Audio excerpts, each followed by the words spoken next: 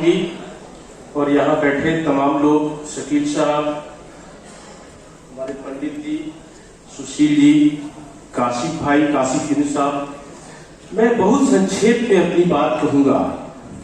बस एक बात कहने के साथ कि जिस शख्स की थाली में 2009 में प्राइम मिनिस्टर की कुर्सी परोस करके रखी गई थी और वो उसने कुर्सी नहीं ली, उस शख्सियत का नाम राहुल गांधी है।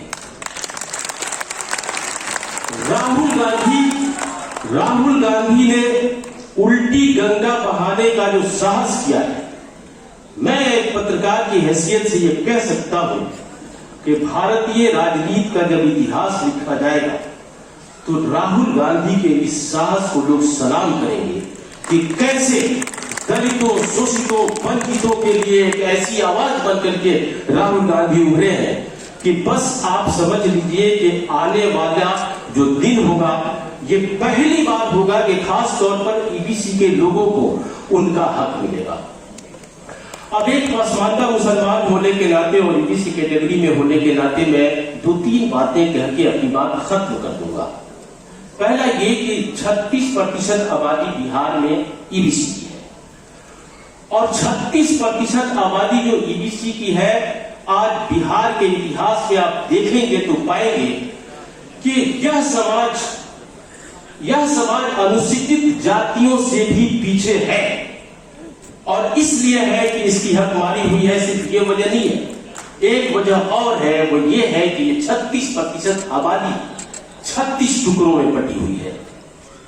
अगर ये आबादी एक साथ आ जाए तो एक ऐसा इतिहास आप लिखेंगे जैसा कभी किसी ने देखा नहीं होगा, इसलिए कि 2014 और 2019 में जब नरेंद्र मोदी सरकार बनाते हैं तो उनको 31%, 32% वोट मिलता है।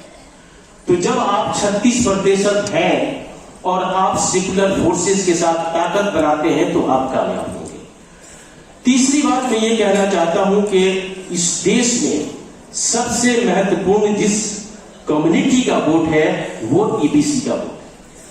एक तरह से तस्वीर खुली हुई है कि अपर कास्ट फलाने को वोट देगा, मैक्सिमम मिडिल क्लास फलाने को वोट देगा, अनुसूचित जातियों की ये जाति फलाने को वोट देगी।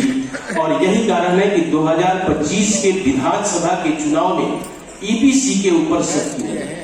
लेकिन ईबीसी की तबाही की वजह यही है कि ईबीसी को कभी हिंदू बना दिया जाता है और ईबीसी के ही लगभग 13% पसमानदा मुसलमानों को मुसलमान बना दिया जाता है और नतीजा ये होता है कि आप टुकड़ों में बट जाते हैं और आप बराबर गुलामी के लिए तैयार रहते हैं। आज आप पढ़ लीजिए यहाँ बैठ करके कि ये ईबीसी 36% आबादी उस नायक के साथ खड़ी होगी जिसका नाम राहुल गांधी है, तो आप यकीन माने कि आप एक ऐसा इतिहास रचने जा रहे हैं जिसकी नजीर आने वाले दिनों में देखी जाएगी। बहुत बहुत शुक्रिया।